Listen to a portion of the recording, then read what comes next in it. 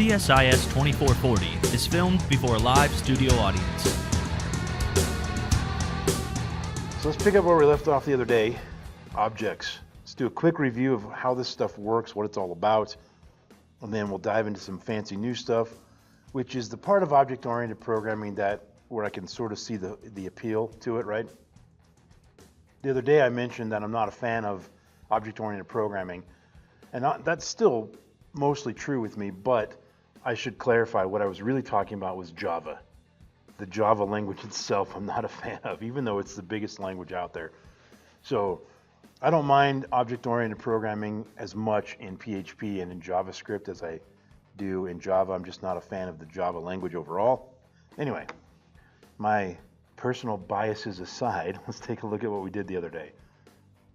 Right here at the top, we have the doggies PHP file. That could be called anything we want to, right? It's just an include file, right? And then in there is our class, the dog class. And if we recall, we used the metaphor that a class is like a cookie cutter, right? And it just stamps out dogs in this case. And then what we've done is we created some properties of a dog. Dogs can have a fur color. They can have a number of legs. They can be a Boolean value if they're good or not. They have a weight, a name, a height, right? Then we made some functions here. All of these functions, we'll come back to the toString in a minute, but the rest of these functions down below the constructor and the toString are just for manipulating the properties of the dog. That's all they're for. All of these functions here, all they do, all the way down here, they just help us get access to this stuff, right? So if these things here, if we just took these out for a split second, right there, there's really not a lot going on in this class, right? All those things I just removed for a minute, they just help us access this, either change the values or just get what the values are. And the reason we do it the way we do it is because it makes things a little bit more secure and clean, and it allows us to have nice clean code like this, where I just have an array of dogs, and I can call the constructor, which we'll go back to that function in a minute, pass in some parameters, and then I could just print out my dogs, right? So let's look at the constructor function. Just make sure we understand this idea here. A constructor is a special reserved keyword in the PHP language, and it's _construct. And this simply means when you call new dog, or whatever your object is called, when you call a new one, you're allowed to pass in parameters. It's just a function. Well, those parameters are going to be used however you want to, right? You can use them to do whatever. You can do nothing with them. You can just ignore them if you want to. But when you say new dog and you pass those in, you are handing off those values. So for male 20 white spirit got handed off to A, S, W, C, and N. Then we can do whatever we want with it. And you'll even notice we're not even taking all of the properties, right? We're ignoring the number of legs. We're ignoring this Boolean value. We're not even taking them all in because it's totally up to us. The only thing that keyword construct does is makes it the default function that is called when you pass in parameters here. That's all it does, okay? There's another default function, this one right here, the toString. Also a key reserved word, _toString. And what this one does is if I try to print the dog, whatever the object is, it will do whatever is inside of this function. That's it. You'll just do what's in there. That behaves the same as it does in Java, right? Okay, any questions about the basics that we looked at the other day? We feeling okay about all this? All right.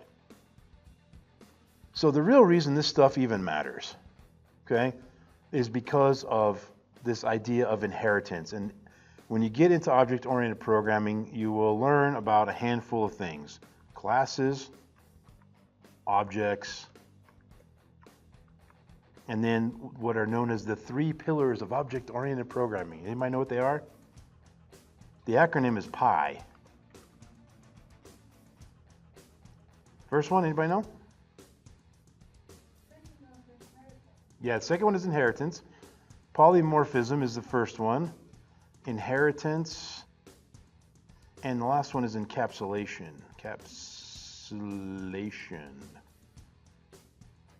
Encapsulation we've actually already looked at, believe it or not. This is a pretty common thing that's just general in programming in general. A function is encapsulation. It's a magic box where you hand it off a parameter and it passes something back to you, right? Or you give it an argument, I should say, and then it does something and hands you something back. You've encapsulated, you've hidden all of the secrecy of what happens so that anybody who uses the function, they don't have to know how it works, they just pass it off. For example, in PHP, we've used some functions that are built in, like for example, the for each, right? That's a PHP function. I have no idea what the code looks like in that function.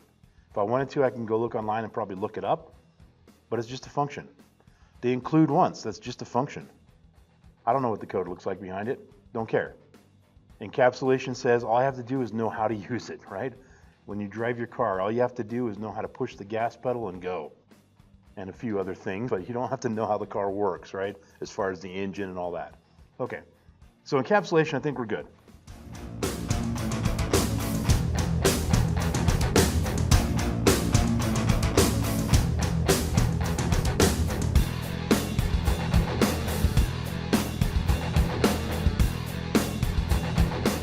And then the last thing here, inheritance. We're going to spend most of the day on inheritance, okay? And it's just what it sounds like.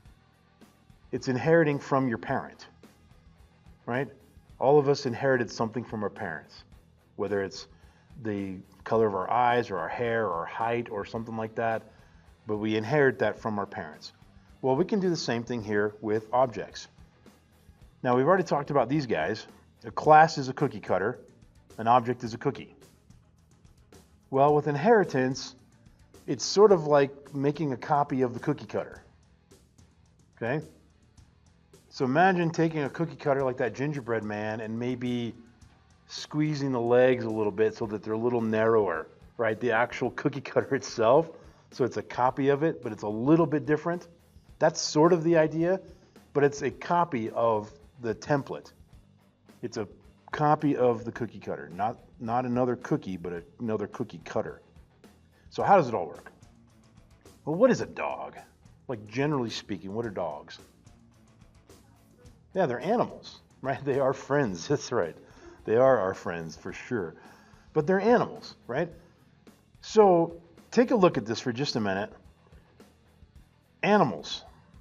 I would argue that all animals probably have a number of legs, right? They all have a weight. They all have a name. I name my insects in my backyard, right? They all have names. They have a height. They have an age. They have a sex. They may not have is a good doggy, but is a good animal, maybe, right? This one was more just because it's funny. They don't have a fur color necessarily, but they have a color, right? So you can see that this class here, if we could, pardon the made-up word here, genericize it a little bit, we could make it into an animal class that would work for just about all animals. You guys agree with that somewhat? Okay, so let's do that. Let's go ahead and we'll just copy the doggies file. How's that? We'll just copy that.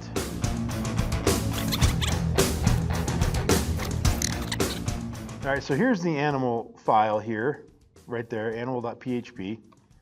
And we're going to call this class animal. I just copied the dog class. And we're going to change this to just color. And I think we're going to just remove this one for now. And I think that's good. Then all we have to do now, everywhere it says fur color in this file, we need to replace it with just color. Right? So all I'm going to do is do a Control F and define and replace here. And so everywhere I have the word fur color, I'm going to replace it with color. And I'm going to make it case sensitive here. So if I have fur color like this, notice the capitalization of fur color because that's how the variable like set fur color, the function is. I'm going to change that to just color.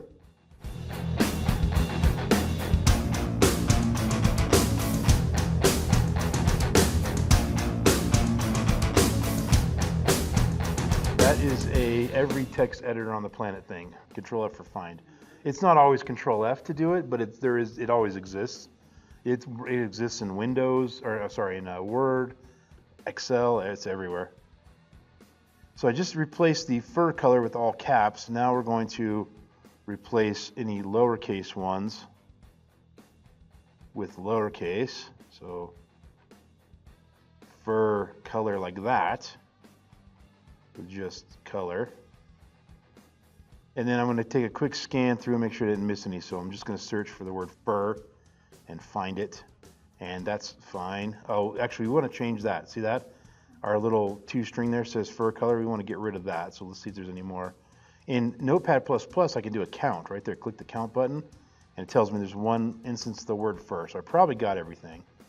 So we'll just say right here, and is the color, right? We're making it generic here. Trying to turn this into a generic animal, okay? So I think that's good. I think we've got everything there. Oh, I still have an is a good doggy down here, so we'll get rid of that. And this, right? Okay, so that looks pretty good. All right, now let's see if we can generic up this a little bit here. This is going to say blank or whatever is that many years old and is this and weighs this. So this looks pretty good. So now I have a generic animal, right? Let's see why am I doing this? We're going to get to that in just a minute. But let's finish up that constructor. Let's go ahead and put all the variables in there so that when we build it, we actually do have to pass in everything. So right now we have age, sex, weight, color, name. So we got color, weight, name. We don't have height and we don't have number of legs. So let's just pass those in right now. Height and number of legs. Finally, my variable's being used.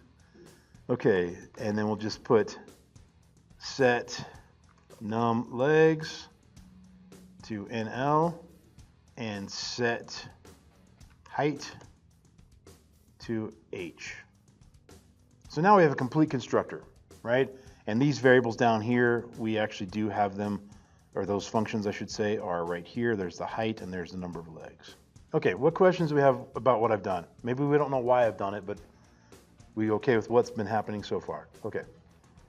Let's go over here to the main page, and we're going to also import the animals, the animal PHP page. And down here, I'm going to just make new animals. Okay, new animal. And we need to pass in those extra parameters, so we'll just give made up heights here, and number of legs is 4, 7. Well, we know that spirit only has 4, and Oi only has 4, but maybe this one does have 7. Maybe it's residual from the old Ultimate Sin album we were talking about off camera. Okay, so they're all 4 inches tall or feet tall or whatever, and some of those animals have too many legs. So this will actually work, right? We just instantiated an animal here, right? And so we called it the dogs array, but that doesn't matter. That's just a variable, right?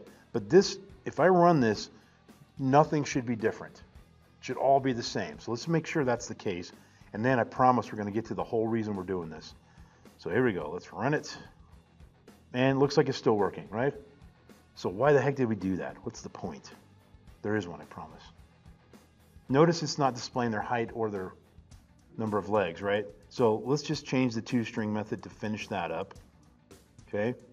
And so that can be right here. It's this color, comma, span, has, and then we want to do this get num legs, number of legs, and is, I forgot the span tag, closing that in a minute, I'll do that. Span this get height, and we'll close that span tag like I didn't do on the other one.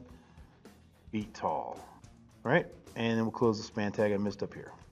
Okay, so now we have a fully functioning animal class that shows all the information about it. Has 4 number of legs. We'll just say legs. Okay, we've genericized it. What's the point? Here's the point. If I come over here to the doggies file, this is now redundant code.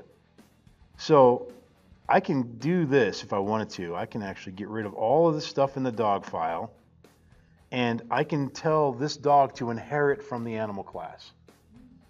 And all I have to do is say extends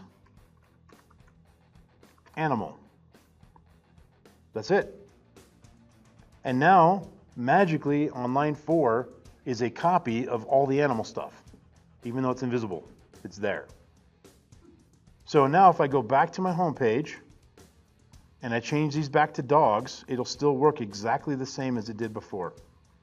New dog, right? Refresh it, and let's make sure I'm not full of it here. And there we go, refresh it, and it's the same, nothing changed. But look at how this dog file is empty, nothing there, right? Well, we can make other animals. Maybe we can make birds, right? Birds have a lot of things in common with just animal in general, because it is an animal. So let's go ahead and do that real quick. So we'll copy doggies. And of course, we're going to call it birdies. And we'll say class bird extends animal. As long as I include it right here, then I can make this one a bird.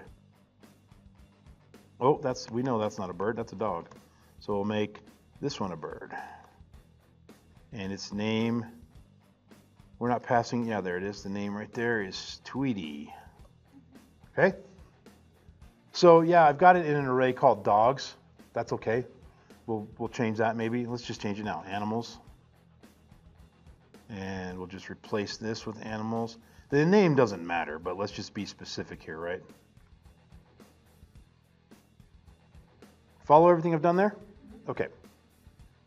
So now when I refresh it, the third one down, I believe, is going to be a bird. And there, Tweety right there. So the reason this works is because on line 2 of the birdies file says bird extends animal. So it's just a copy of the animal class. It's a copy of that cookie cutter. And right now, if I were to put these 3 cookie cutters side by side, the dog, the bird, and the animal, they would look identical. We're about to change the way those cookie cutters look, though, which is why this stuff matters, okay? But this is the basics of inheritance, okay? All right, what do we know about animals, things that they can do? Just animals in general, not specific animals, but just general animals. What are things that all animals can do? They can eat, okay? What else? They can sleep. They can make noise. We can maybe call that talking, even though it's not really talking, but yeah. What else? Yeah, we'll go with move, like walk, fly, right? But move's more generic, yeah. That's a good start. Let's take a look at the speak or the talk thing, right? These things here are properties of animals, things to describe them, right? You can describe an animal by its color, by its number of legs, by its weight, by its name. The following down here are things animals can do, right? These are actions they can take. And so we can make a function, actually we want to make it a public function, that's called talk. Okay, so it can talk. Now, an animal, if I were to say how do animals speak, let's say that they really could speak like a human, that we all agreed on the planet that that's what it's called when an animal, like a dog barks or a bird tweets, we call that speaking. So that argument aside, if I said to you, what does an animal sound like when it speaks? How do you answer that question? Yeah, exactly. There's no real way that an animal can speak, right? So what does our animal function have in it? What can we say? What can we print out to, I mean, I can't really go echo bark because that's what a dog does. That's not what an animal does. So because this is a generic animal, we can't say that it speaks really. So we can leave it blank, or we can return, general animal grunting or something like this. I don't know, right? Let's just leave it like that for now, okay? So now in our class here, we can say something like this. We'll maybe put another paragraph here. and it says this animal sounds like this. And then we'll just put the span tag there, and we'll call the this, and we're calling the function talk, right? And then we close that out, close out our span, no semicolon. Man, I do that all the time. Span, close that out. So now when we run our current function right now, the dog will speak like a general animal, right? Because it's inheriting its parents' way of speaking. Okay, so if I refresh it, it now says this animal sounds like this, and I shouldn't have put a separate paragraph there because those are like there, because those are highlighted in salmon. So we'll do that again. There we go. This animal sounds like this, general animal grunting, right? Well, we want that to say bark for the dog, tweet for the bird, right? Okay. So everything we've done so far is me laying pipe right here, setting the foundation for this idea. I want to make sure we're clear with what I've been doing. We feel okay. We good? Okay, so let's look at the dog here. We want to override its functionality. Right now, the talk function is right there on line 4. You guys see it? It's there. It's invisible, but it's there. Okay? It's just a copy of the animal one. So we can just do what's called function overriding. We can just override what it does. And so if inside the dog, I just give it its own version, public function talk, and I have to give it the same name as the one in the animal class. And in this case, I'm going to say return bark. Oh, it's a Boston dog. Back. There, that's from Boston. It's a Boston Terrier. So that's what an animal does. So now when I refresh it, watch Tweety. Tweety will still be general animal grunting, but everything else will be barking, right? Because Tweety's still inheriting from its parent. Tweety has not found a way to be independent and release itself from its parent's trap, right?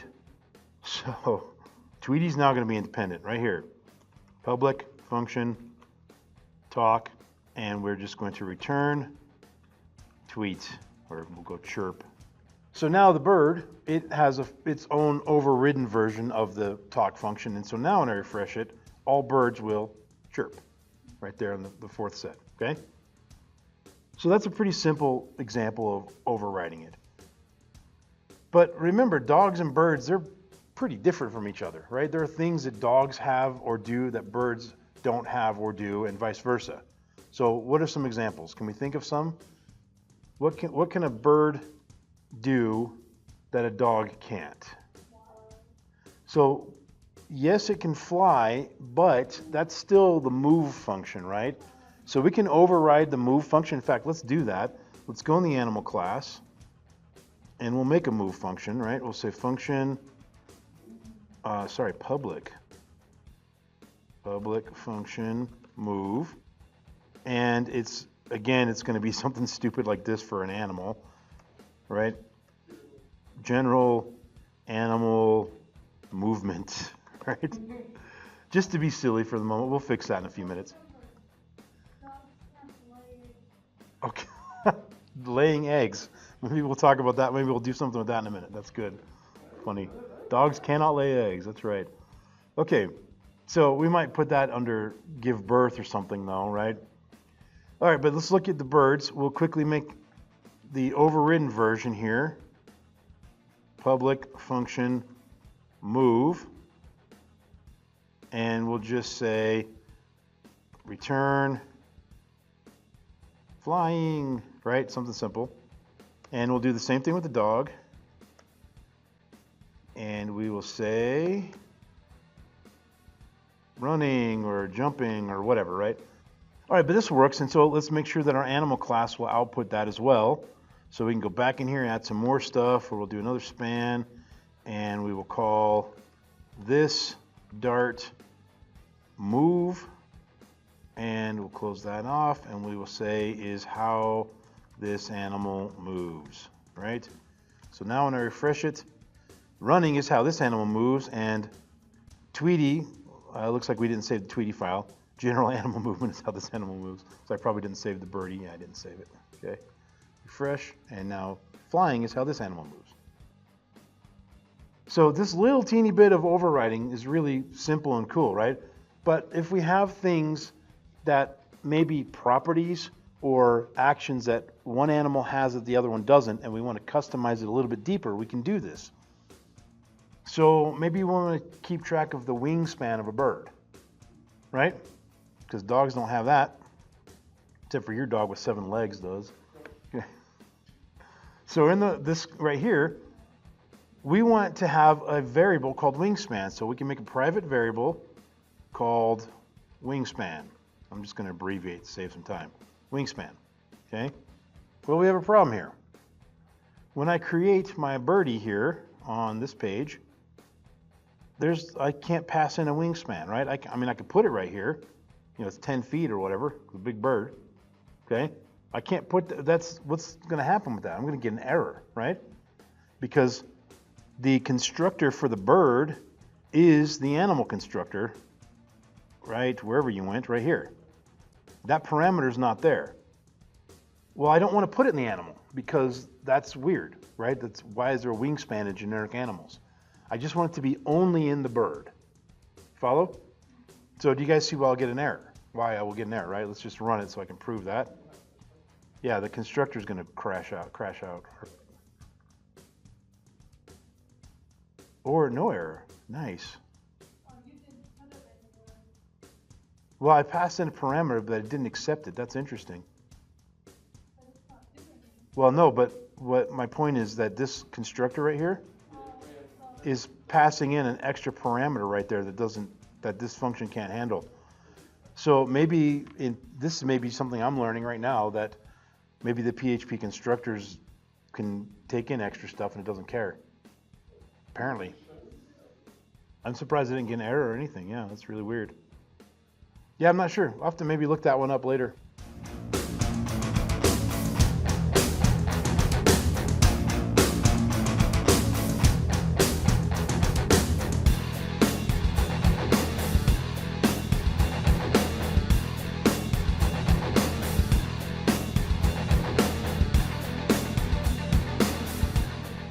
Okay, so we won't get an error, so I was wrong about that, but still, that's useless information. I can't do anything with that, right?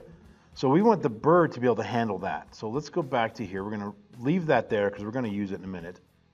But in the birdies now, what I want to do is override the constructor, right? So the constructor right now, if I look in animal, is this whole thing, right? So let's just copy that for just a minute.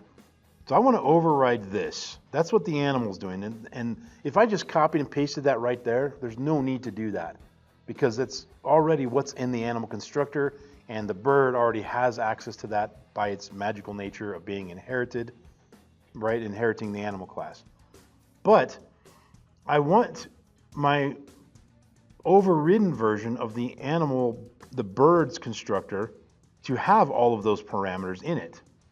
Plus one more. We'll call it wingspan, right? Okay. Let's call this the full name, wingspan. And we'll call this WS. All right. So I want to be able to take this in as a parameter, which I am doing right now at the moment. I've passed in a 10 here. And now this 10 will make it to this variable right here. These things, I don't want to do that again. So I don't have to do that again. I can actually hand off those variables to my parent. If you're familiar with the Java terminology, that's the superclass, right? Well, we don't have the super, we have the actual, it's called parent. So no need to copy this, right? Because that's already happening in the animal class. So what we're going to do is call the parent, oh my gosh, parent, double colon, constructor, or construct.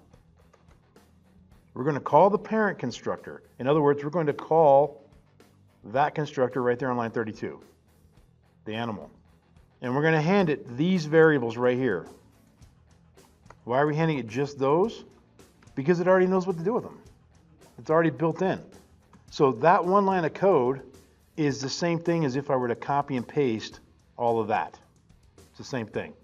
It's just what happened is on line 17 in the main file, I called a bird, I made a new bird, I passed in these values. So those values went to here. It went right here on line 6.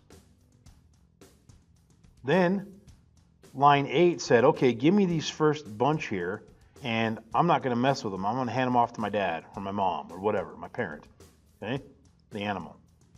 And then after that, once that's done, I'll deal with this myself, the wingspan, because that's unique to me, the bird. Nobody else has that.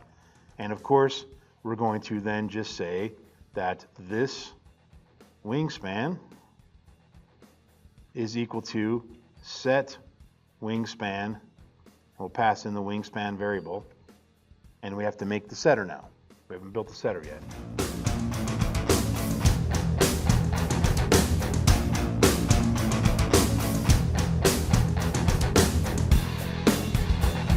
Okay, everybody breathe. Does that make sense? What questions do you have about that part of it? We'll build the setter and the getter in a minute. Good? Okay. Setter. Public function set ws, take in the parameter, whatever, and we'll just say this wingspan equals ws. Yeah, the reason we want to do this is because if we go back to our animal class, remember when we made the age, we put some error trapping in there to make sure we get valid numbers, right? Well, we need to do that in this function too. Anywhere that takes in numbers, we need to do that. Well, we're not going to bother for class because we've already done it once, and we're actually going to improve that function here in a little bit. But every one of your setters needs to be way better than what I've got on line 15, right? We all good with that? Okay. So get in the habit of doing it this way. But now we have the wingspan here, right? And so we need to set a getter here so we can get that value. So public function get wingspan, and that's just going to return the wingspan. Now, how do I return that though? Where am I going to return that? Because it's not in our animal toString, right? It's not in this mess. Yes, override it. Very good. I just noticed I'm missing a paragraph here. Close that. Is that all of them? Yeah. Yes, we need to override the toString function in our birdie class. Okay. So the bird class is getting kind of out of control here, but we are now overriding the constructor. We're overriding the talk and the move, and we've created our own variable here that we're manipulating with these two functions here for the wingspan. Well, now we want when the bird prints out to say, and it has a wingspan of whatever. Okay? Well, we need to override the toString. But we have to be careful here. So let's start with this. We want to go public function toString. And now if I echo something out here, we'll just say, or not echo, but return paragraph wingspan of this get wingspan. Do we see the problem here? When I run this, yeah, all this birdie stuff's gonna go away because I overrode the toString. And now, well, I get an error here, nice, set ws. What is that all about? Oh, jeez, oh, I'm an idiot. I'm retarded. That error name is misleading. Line 10 is ridiculous. That's completely wrong. I don't want to set this to anything. I want to call the setter for that, right? Yeah, that syntax was totally wrong. I don't know what I was going through my brain there because I was starting to do this.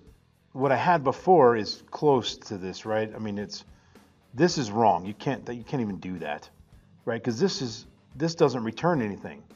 It just sets a value right here. So if this returns something, then this would actually work, okay? But the whole point is you want to call this function here, right? Ignore the this for a minute. The whole point is just call this function, which takes care of setting the variable for you, right? And so I have to put the this keyword because we're dealing with objects and everything. But that's the real syntax right there in line 10 is what it should have been. Sorry about that. Okay, that was just my brain not working for a couple minutes there. Sorry about this. Very good. All right, so now when we refresh it, notice we have this error here with Tweety, right? Okay, this is what I was expecting something to go wrong here. So let's look at line 17. And what is going on here? I was not expecting that error. This should have said return this there, and that's not WS, it's wingspan. I changed the name of that a minute ago. So sorry, when I made those getters and setters, I did not make them correctly. My brain was just on autopilot for a minute there. So that's fixed, and now when we refresh it, Tweety will just show its wingspan. That's it. That was the whole point we were trying to get to an hour ago before we had these errors here, right? That right here, because in our toString we overrode everything that's in the animal toString right here. So we want to get our hands on all of that information and then tack on the wingspan to the end of it, right? The way we do that is we call the parent again. So we want to get like the parent stuff, call it whatever, we'll make our own variable here. Parent stuff is equal to the parent toString. Okay, we want the parent's toString stuff, which, if you'll recall, it returns that whole mess right there, right? So it's going to return that and stick it in that variable right there. Then I want to return this plus the wingspan. Dig it? And I don't need to put that period is not a concatenation. That period is end of sentence, right? And then wingspan is a new sentence, so I should probably put a capital there. And maybe even put a span on this so we can see it. Does that make sense, what I just did? Okay, let's refresh it. And now, we got a weird thing there we'll fix, but Tweety is 7, blah, blah, blah. It has everything there, and then it has this extra thing about the wingspan right here as well, okay? Why is this funky here? Because the animal has paragraphs already in it, right? So let's remove those paragraphs from there, and we can actually wrap them right here on our echo, right? We'll just put it around the paragraph there. Does everybody see why I did that? Okay?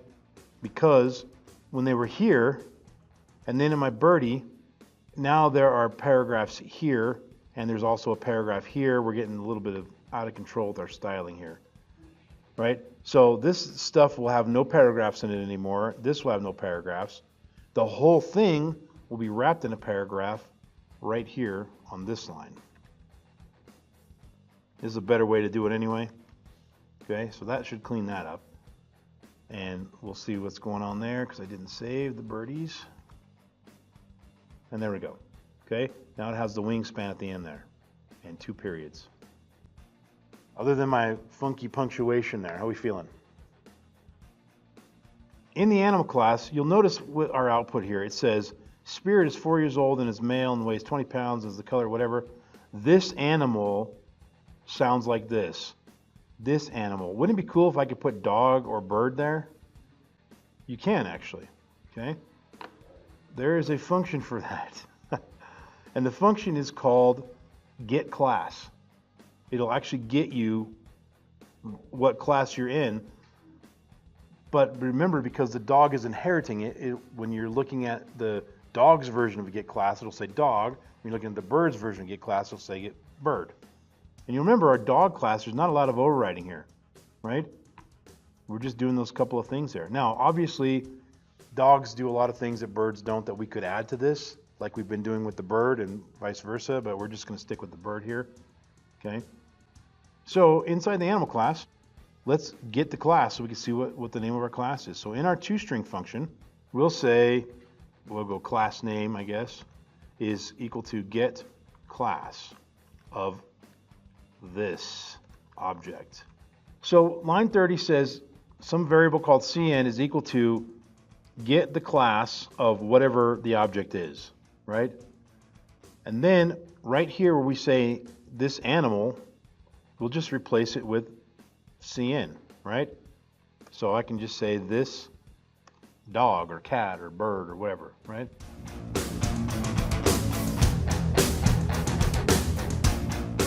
Oh yes, good catch. So right there, nice. Okay, let's see if that worked. Refresh it. And we're looking for that word animal to change to dog, and also change right here. And then this one will change to bird and bird. Here we go. And look at that, dogs and birds. Pretty cool.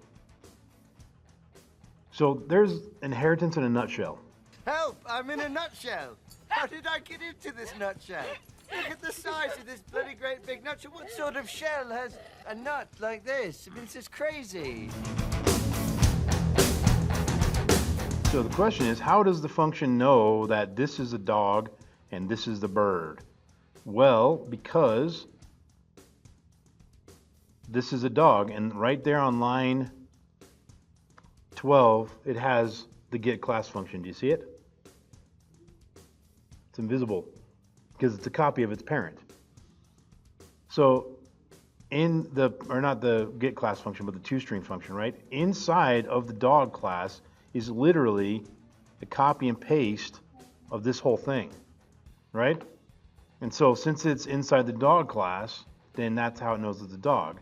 And when we get over here to the birdies, somewhere here, the toString right here, well, this is not a copy and paste of this toString, but right here, yeah, we're overriding it and we are getting a copy and paste of what's there, right?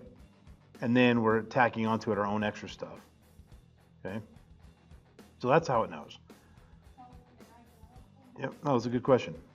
So one last thing we're going to do here. We're going to fix, or not fix, but improve this little guy right here, okay? And we're going to take our improvement and add it to our height and anywhere else that maybe needs a number, right? Weight and height, okay? Right now, we're just seeing if it's numeric and if it's greater than 0. And so let's just look at what happens if I put an invalid number again there. So that was this number, I believe, right here. So we'll put the string. I believe this was the chunky dog yesterday. And this chunky is still working, so I must have put that in the wrong place. I did. It was the age that we changed. So the age we're going to say is M for whatever. So we get a thing that says enter a number greater than 0. That doesn't look a whole lot like an error message, does it? No, we want that thing that PHP does, right? Fatal error and line whatever and all that. Okay, that's PHP's exception handling system. And that's a PHP class called exception. We're going to hijack it and use it to throw our own error. Okay? You can do this in Java too, if you've probably done this in Java before. So here's what we want to do. I'm going to make a function here in the animal class that can test the validity of a number, and if it doesn't meet our standards, it's going to throw an actual error. Throw an exception, I should say, an exception, not an error. Okay? So let's make a private function that only the class can access. We're going to make a private function called validate number or something like that. Okay? And of course, it's going to take in a parameter of the number that we're trying to validate. And inside of here, we're going to check to see if it's numeric, and we're going to check to see if it's greater than 0. If it's numeric, or if it's not numeric, we're going to throw this kind of an exception. If it's numeric, but it's not greater than 0, then we're going to throw a different exception, okay? So let's just start with the first one. If, and basically we're just going to do this part, right? If is numeric. If that's the case, actually if it's not the case, right? If it's not numeric, we're actually going to throw an exception, okay? And the way we do it is just literally type throw new exception. That's actually a Java, or sorry, excuse me, this is the J word, sorry. That's a PHP object, okay? And then you put a little message there. So our message will be something like, we'll actually put the number, the word here, let's go with num needs to be a number, okay? So we're throwing an exception. We're just throwing it out into the ether. In a minute, we're going to write some code to catch it. Okay, so line 64. If this thing that's passed in, and that should not say A there, that should say num. If the number passed in is not numeric, then throw an exception that says that thing needs to be a number. We're going to catch the exception in just a minute. Okay, if you make it past that line, let's try another one here. If num, and we want to see what, if it's a string, right? Or if it's greater than 0. So if it's less than 0, that's a problem. We'll throw an exception. Throw new exception. And we want this one to say num, don't forget your quotes, num must be greater than 0. Something like that. Make sense? If you make it past that, well, you're good, right? So if you're good, we can just return true, right? So return true. That looks pretty good. Now what we want to do up here is, rather than this if statement, we're going to do a try-catch block. That's a thing in PHP as well as in Java, try-catch block, okay? So the way this works is you try something. If it works, great, you just move on. If it doesn't work, then you catch the exception that was thrown, okay? And so we're going to try this. We're going to try to pass our number into here, and if it doesn't work, then we're going to catch the error that is being thrown here, okay? So it looks like this. Try something, and then the other piece is catch the error and display it out on the screen for the user, okay? So what's the thing we're going to try? We're going to say if the age that we just got handed off to us doesn't pass a validation, right? So we're going to do this, validation, validate num, is that what we called it? A. So we're going to try that. Does that make sense? If it works, if it's valid, then great, we'll just simply say this, and we'll call the setter for the age. If it works. So far, so good? Okay, so if this validation returns true, in other words, then go ahead and set the age to whatever A is, because we know it's valid. If it's not, though, if we try this and it doesn't work, then that means one of these exceptions were thrown, so we're going to catch it. Okay, and when we catch it, we actually are going to grab a variable here that is going to be the object, the exception object. Okay, we'll just call it E, right? Call it whatever you want. So the parameter here is the exception object that we're going to be catching. And then we just want to echo out the message, right? So we could just say echo, and we'll go with, I don't know, error, and we'll say the error is,